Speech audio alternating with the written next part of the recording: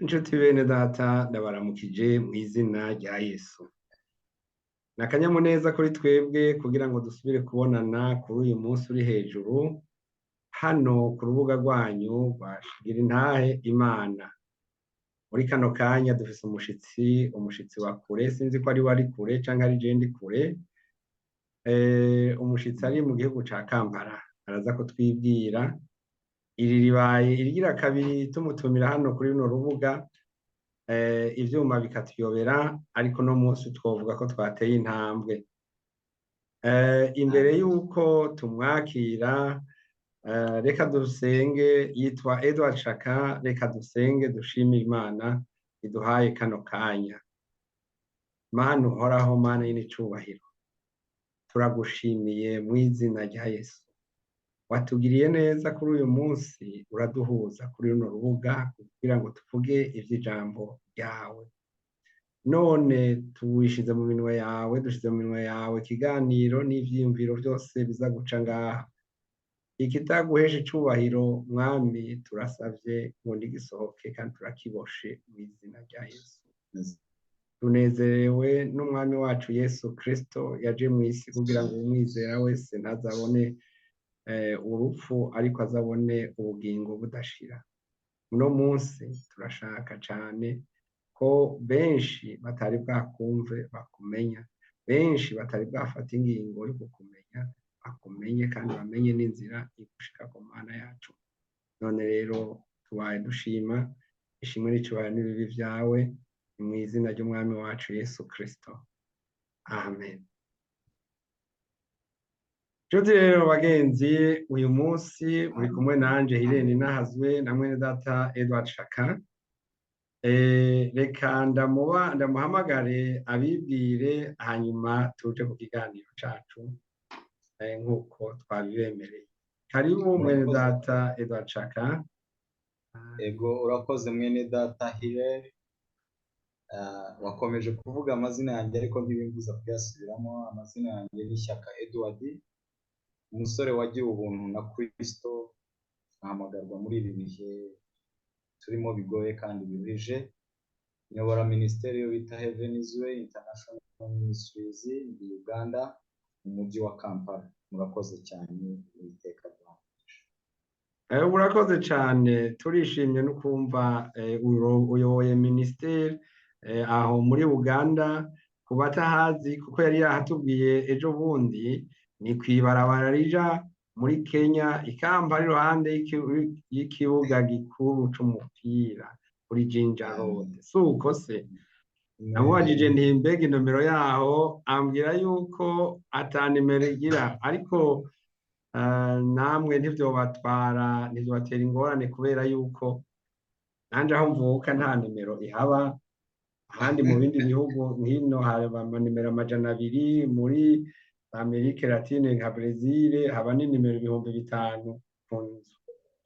None rero mwene data, nipfuje rwose ko tuganira. Ejo bundi baratuganiriye, abifuza ikiganiro cawe turagifise kuri audio, kandi tuguha wowe wese agishaka.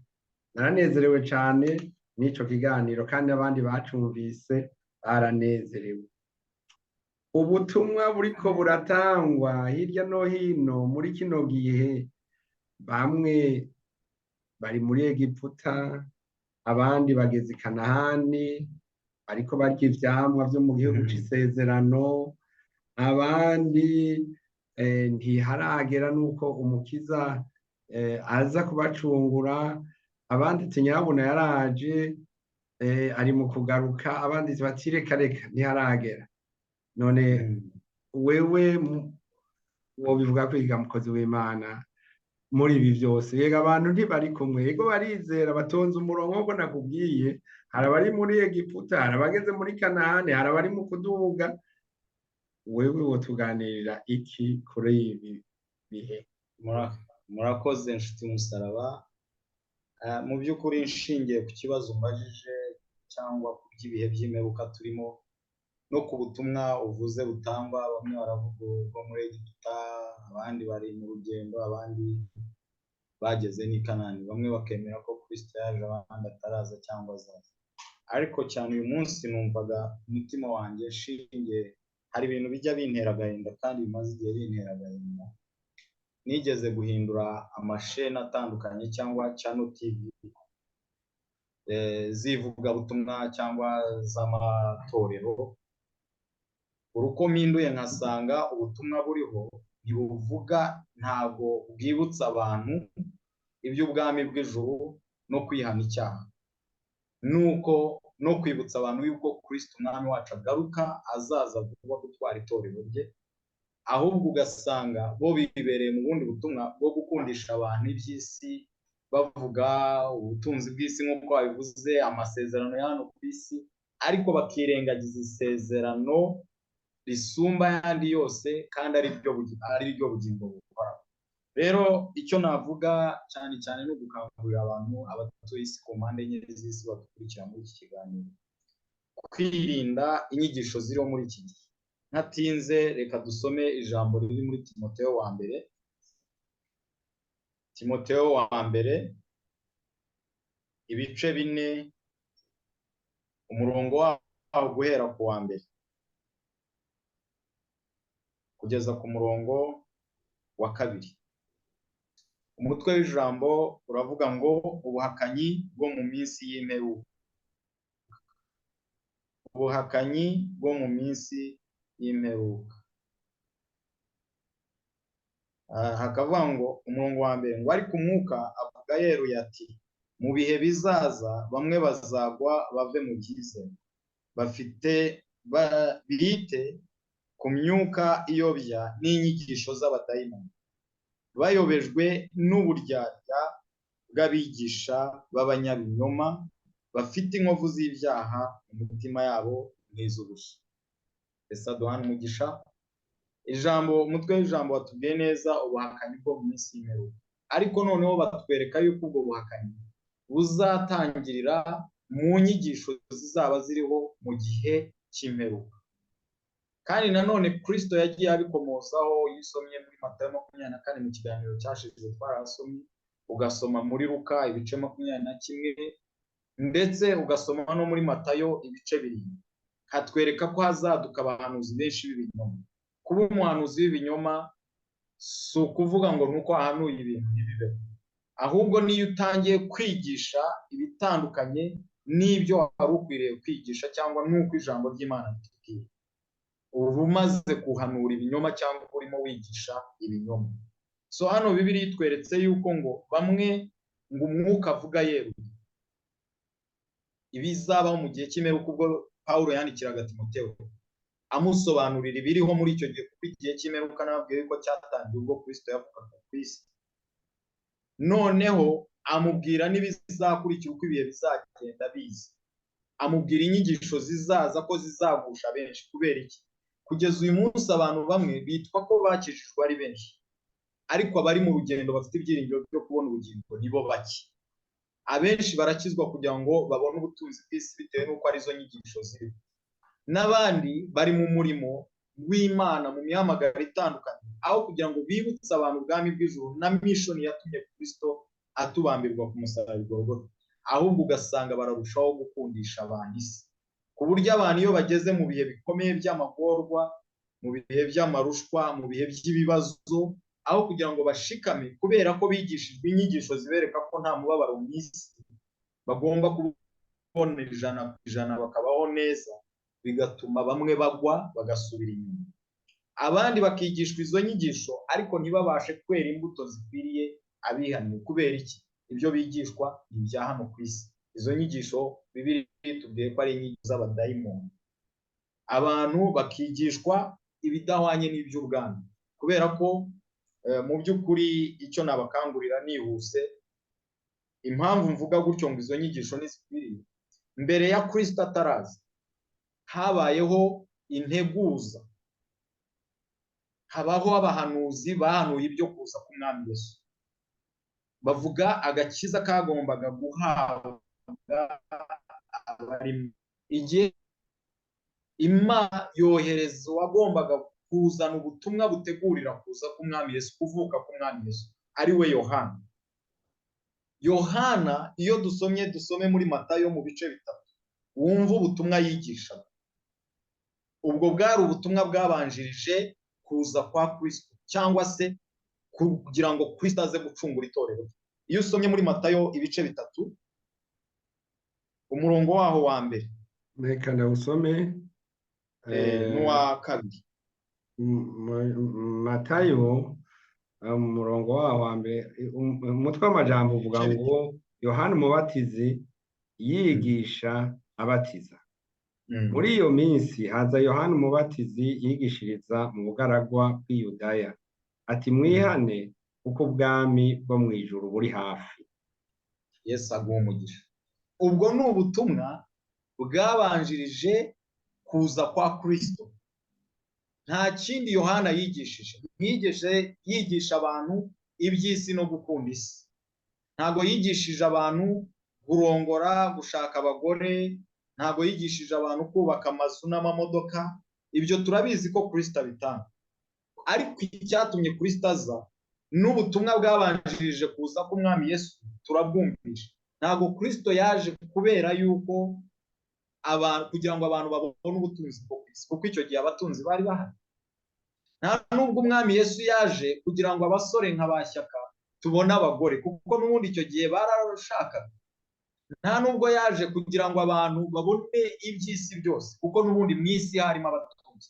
Ahubwo amaze kureba ko ibyo bidacunguye umwana w'umuntu ngo bimukureho icyaha, byongere kugarura umubano w'umuntu n'Imana, azaraga ubugingo buhoraho, byatumye aza mu isi.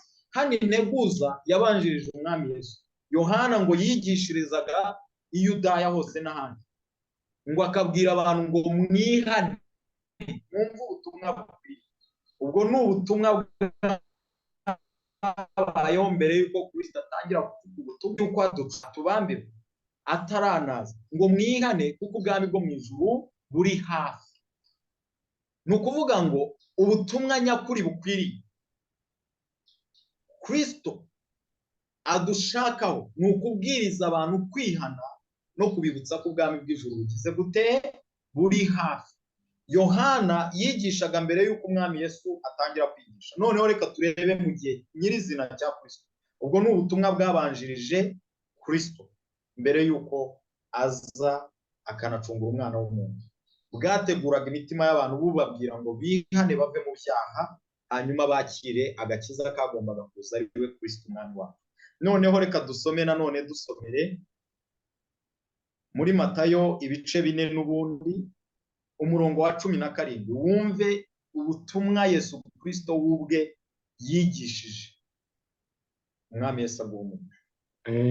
Matayo 4 umurongo wa 17 avuga ngo uhera ubwo Yesu atangura kwigisha ati mwihane kuko ubwami bwo mu ijuru buri hafi. Haleluya. Ngira ngo mwene data urabyumva. Tubonye Yohana yigishije mbere yo kuza kwa Yesu.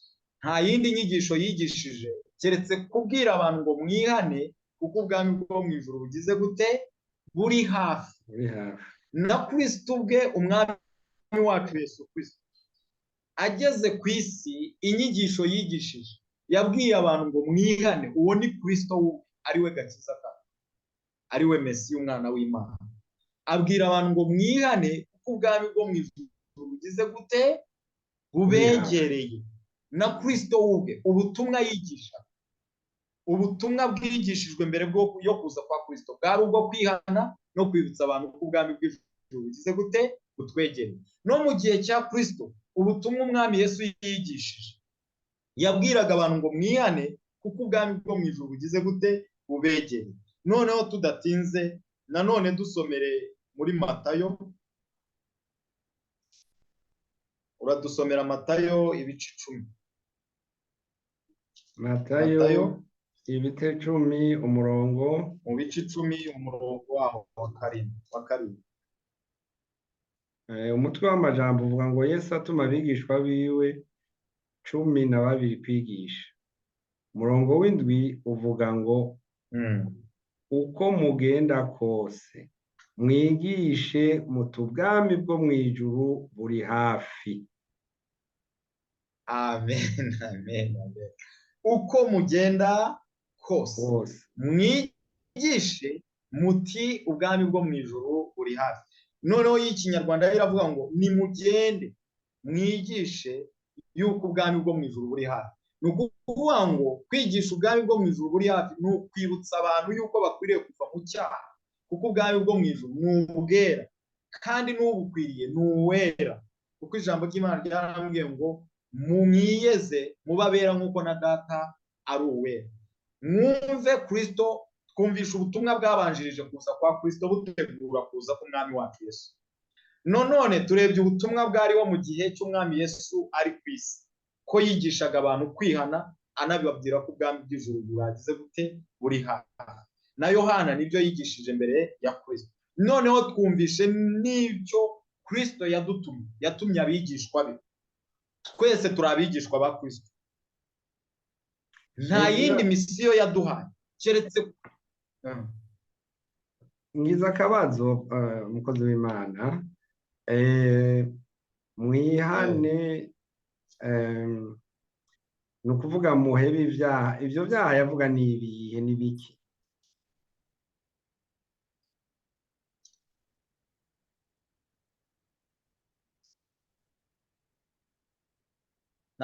ntago nkumvishe, wasubiramo gato, network yari reka nsubiremo. Ningize akabazo ko yavuga ati mwihane. Je nibuka kera nkiri umwana yuko nagize ikibazo, hari ibintu aho narindi bari bafite imigenzo yo kwihana imbere yo kuja ku meza canke gusangira, hanyuma ngira ikibazo cyo kugira ngo menye ibyaha ndinda kubwira pastor canke patiri ico gihe. Nibuka yuko inyisho ntayo novuga, mugabo ibyo bambwiye ati niba warivye nk'ivyo kuryama amata biguhaye ibintu babe n'ivyo. None ibi Yesu yabwira aba bantu byari ibihe byaha yashaka ko bihana?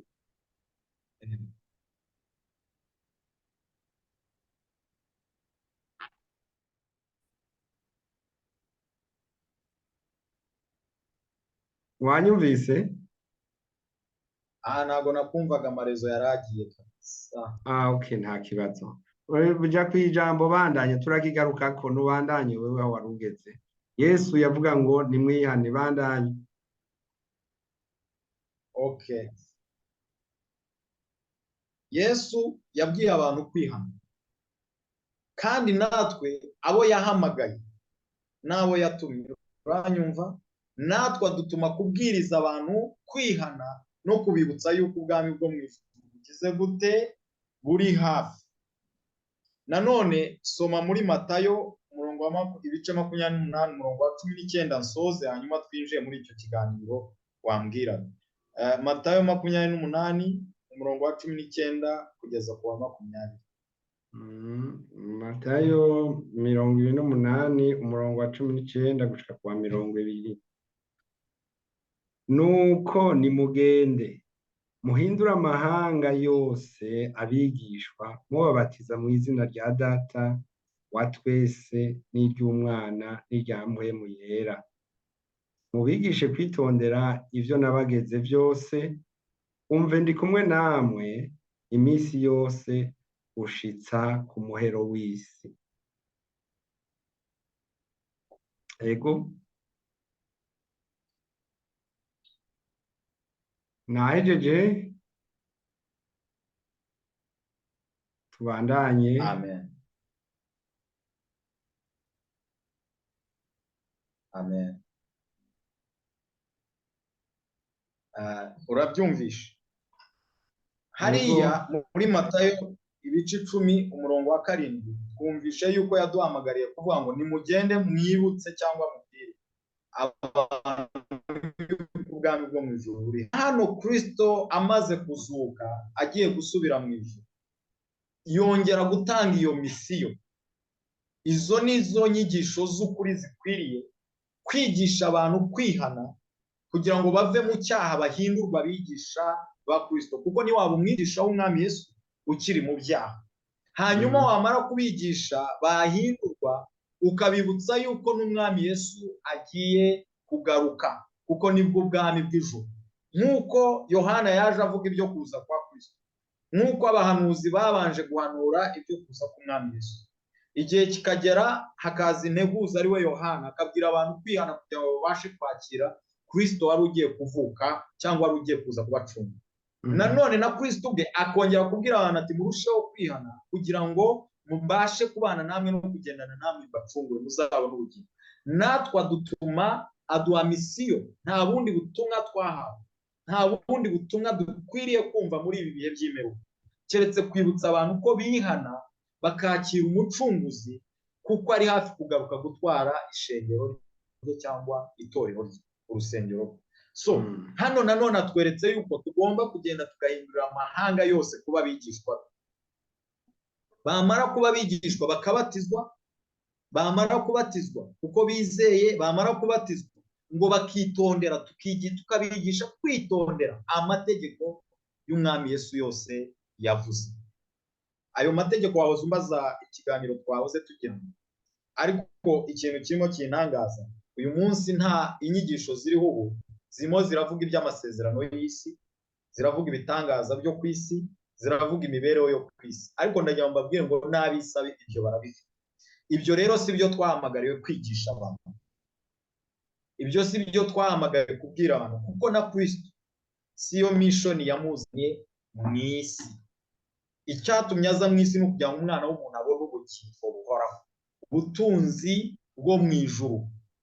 Ni nayo mpamvu yabwiraga abantu ngo mwihane, n'abamubanjirije babwiye abantu ngo mwihane. Natwe adutuma yaravuze ngo mugende mubwire abantu kwihana kandi mubibutse ku bwami bwo mu ijuru bubegere.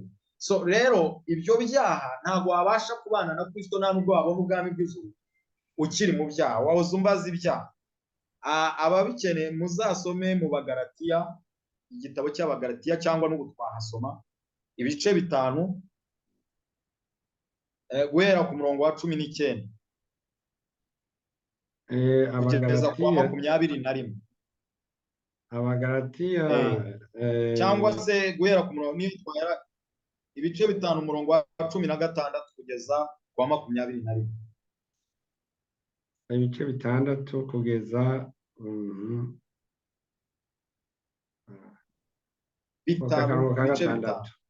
umurongo wa 16 kugeza Abigalatiya ibice 5 akarongo ka 6 gushika ku 18 naho cyangwa 16 akarongo ka 16 kugeza kuri 21 kugeza kuri 21. Egome Matayo Abigalatiya 5 igice akarongo ka 16. Ndavuga nti mugendeshwe na mpwemu, niho mutazoshitsa ibya kameremere kanyu kifuza, kuko akameremere kifuza ibyo mpwemu yanka, kandi mpwemu yifuza ibyo akameremere kanka, kuko ibyo bihiganwa ngo ntimukore ibyo mugomba.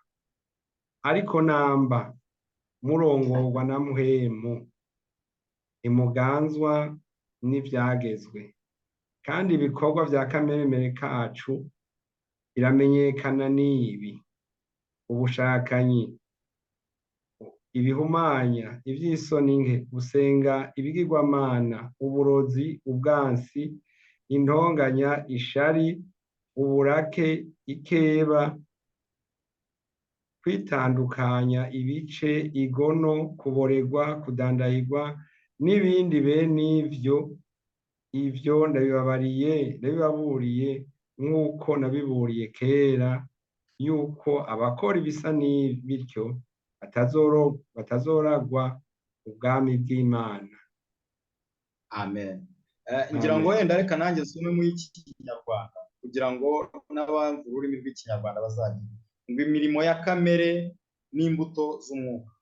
Noneho ku murongo wa 19 ngo dore imirimo ya kamere iragaragara ni gusambana no gukora ibiteye isoni n'iby'isoni nke, no gusenga ibishushanyo, no kuroga, no kwangana, no gutongana n'ishyari n'amirema ibice no kugomanwa no gusinda n'ibiganiro bibi n'ibindi bisa bityo ndababwira hakiri kare nk'uko nababwiye kera yuko abakora ibisa bityo batazaragwa ubwami bw'Imana. Amen. Ibyo rero nibyo Kristo yadutumye kubwira abantu kugira ngo babashe kwihana, kubwira abantu kugira ngo babashe kwihana, bave mu mirimo, bave mu muntu wa kera ari we kamere, binjire muri Kristo nk'uko ijambo ribitubwira mu Bakorino ba kabiri ibice 5:17.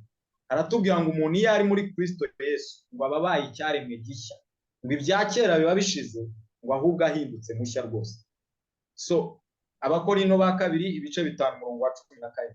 Rero iyo ubwiye abantu ukababwira kwihana, buri wese akagenda amenya intege nke cyangwa ibyaha yari akirimo, hanyuma agaca bugufi akizera Kristo. Umwami Yesu yageze muri we, mwemu wera w'Imana cyangwa umwuka wera abasha kumuhindura akihana, abasha kumuhindura akaba icyaremwe gishya. Ariko ikibabaje nuko muri ibi bihe nk'uko nababwiye, inyigisho ziriho z'ibihe by'imperuka twatangiriyeho nibyo naje mvuga, ntago zikibwira abantu iby'icyaha n'igisa nacyo, nta nubwo zikibutsa abantu yuko umwami wacu ari hafi kugaruka gutwara itorero yacunguye cyangwa ishengero yacunguye. Murakoze cyane. Urakoze mwene data, uraduhaye umuco. Ubuntu rero abigisha ijambo ry'Imana bari bakwiye cyane kwihutira kuri aya majambo ya Yesu, kurarikira abantu kwihana kuko ubwami buri hafi. Nuko niko kandi tubyumvise, watubwiye n'ibyo bihana ibyo ari byo. None se tugaje iminota nka ndwi, nashaka muri make ubwire bene data canke ubatwumvirije ingena boshobora kwihana, kuko hari abashaka kwihana. Abigisha ijambo ry'Imana bavyumvise, bo kwihana gute? Kuko igihe kirihuse, niko tuvyumvise. Bo kwihana gute?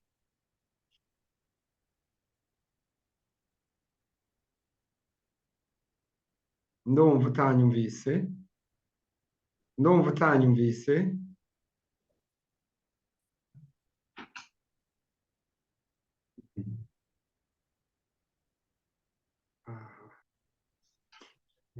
Recording isa naho iheze. Yego, tubandanye. Nari nkumvisha ariko recording yari ihagaze, ariko nakumvishe nubwo nakumvaga nabi, ariko nakumvishe. Nariko mbaza ndi uwo kwihana yo kwihana te? Yego, twakomeza, ariko nta nubwo nkureba amashusho yagiye, ariko twakomeza nta kibazo.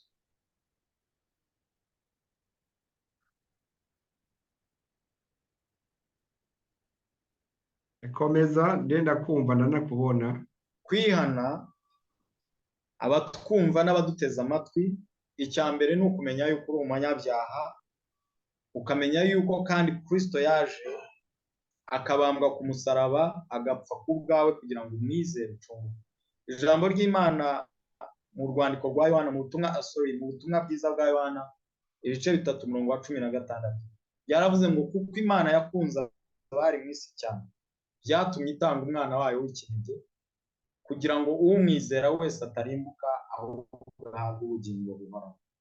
Kwihana rero ni ukwizera Yesu Kristo.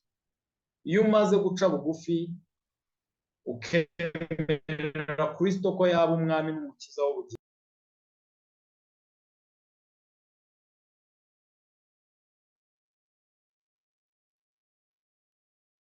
bandanya.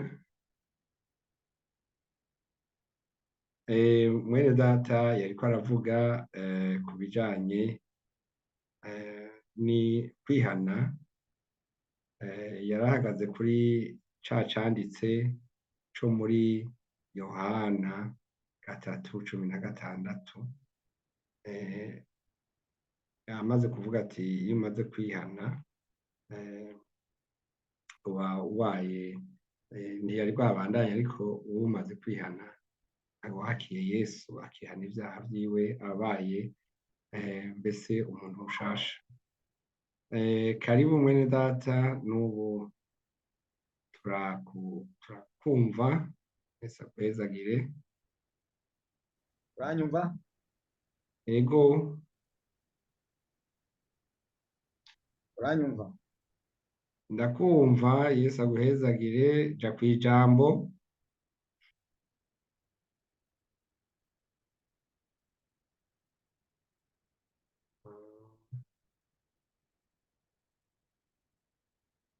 Ja kwijambo, ndakumva.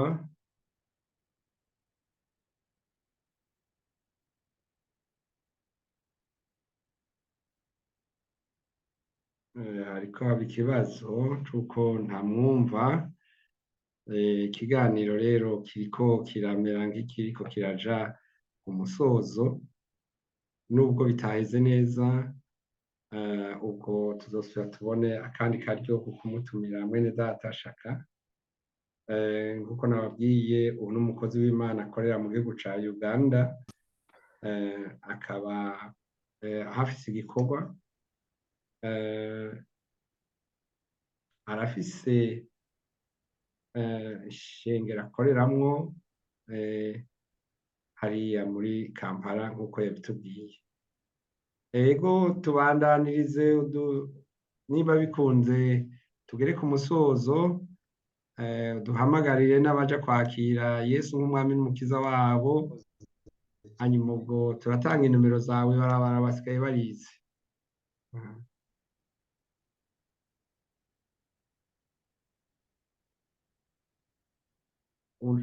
Bandanya. Murakoze cyane.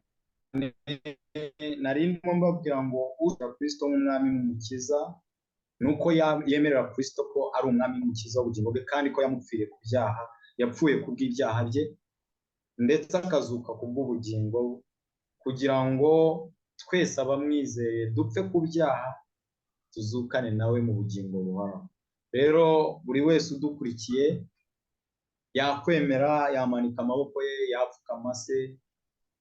Niba wumva ushaka kwihana no gukurikira Kristo nk'umwami n'umukiza, usubiremo aya magambo. Uvuga ngo njyewe runaka, uvuga izina ryawe, uvuge ngo uyu munsi nciye bugufi imbere y'amaso yawe, menye yuko ndi umunyabyaha, nje imbere y'amaso yawe, umbabarire ibyaha byanjye, amazina yanjye uyandukure mu gitabo cy'urupfu, uyandike mu gitabo cy'ubugingo, kuko wampfiriye kugira ngo mbone ubugingo bwawe. Mwami Yesu, ndakwizeye n'umutima wanjye n'ubwenge bwanjye n'ubugingo bwanjye, kuri umwami wanjye none n'iteka ryose. Ndagukurikiye uyu munsi, uze ube muri njye, ushoboze gukora ibyo ushaka, kandi ubwo uzaza gutwara itorero ryawe, nanjye ntuzasiga. Amen, amen.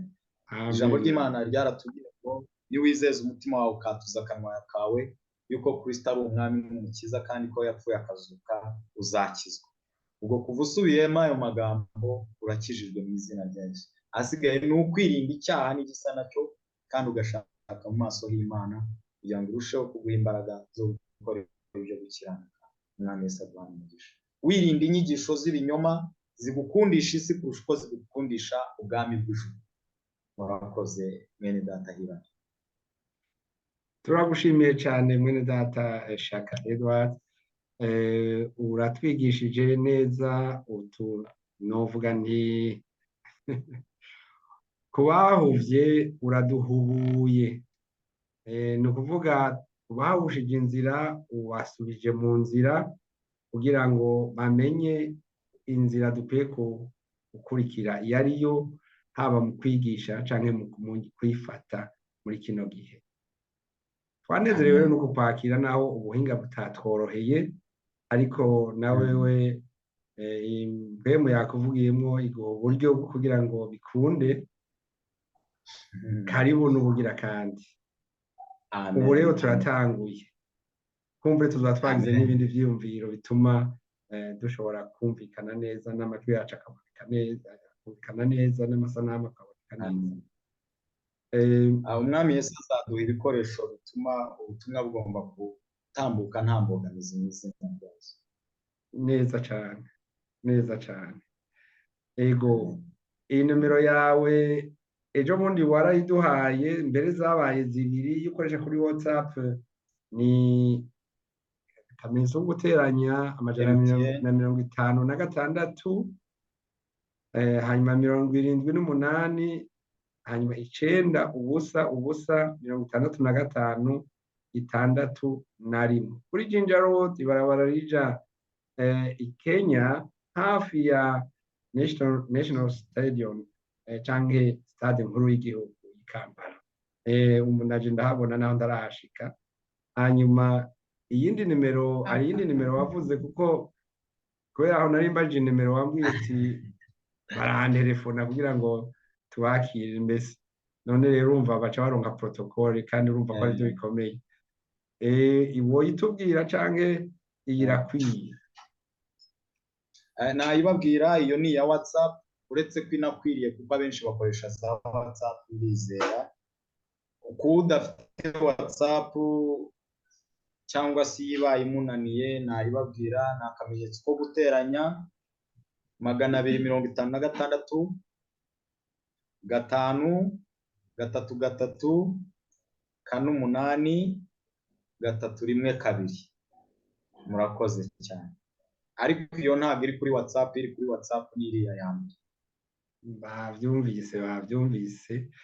Mushaka iki kiganiro rero, nshuti zanje, mugihereze na bagenzi banyu, kumbure hari naho cogira abo gifashije bakakira Yesu nk'umwami n'umukiza wabo, canke abandi bazimiye bakazimuka.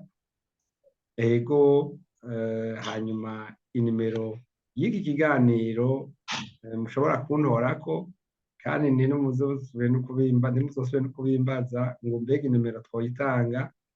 Iri ku karubanda niko bavuga mu Kinyarwanda.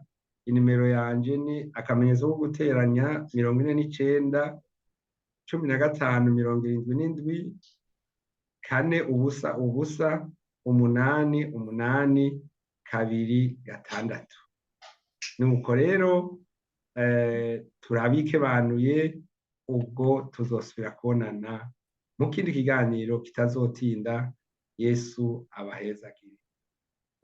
Ndabifurije kandi n'umwaka mushasha, uwo murimwo muwuheze neza, uwo mutanguye muwutangure neza, na cane cane mugume mu cizere co kuzobona umwami. Nuko Yesu abahezagire.